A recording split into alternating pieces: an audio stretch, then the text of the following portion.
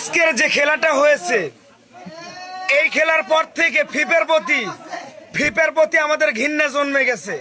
কারণ এর আগে সেনেগালকে দুর্নীতি করে হারিয়ে দেওয়া হয়েছে, ইরানের সাথে দুর্নীতি করা হয়েছে, আজকে মিশরের সাথেও দুর্নীতি করা হলো। ফিফা যে একটা দুর্নীতিবাজ, এর থেকে বড় প্রমাণ আর কিছু নাই।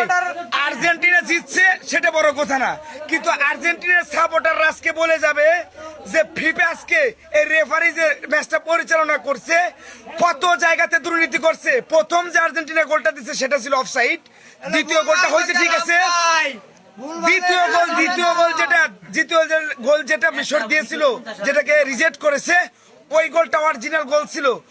এই দিকে গোল হচ্ছে, উল্টা দিকে দিছে হচ্ছে মানে ফাউল দিছে। ফিফা দুর্নীতি করছে আর রেফারি যে মানে একটা কি বাইনচোদগিরি করছে ভাই।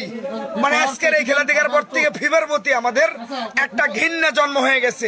যারা আর্জেন্টিনা সাপোর্ট করে তাদেরকেও আজকে বলতে হবে যে ফিফা দুর্নীতি করছে, যদি মানে সে সত্য কথা বলতে চায়।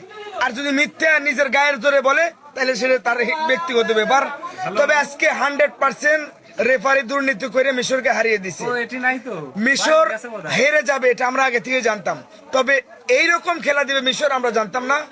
আজকে আর্জেন্টিনার জিহব্বা বের করে দিছিল, খালি রেফারি দুর্নীতি না করলে হাতে হারিকেন গুদে বাঁশ নিয়ে ঘরে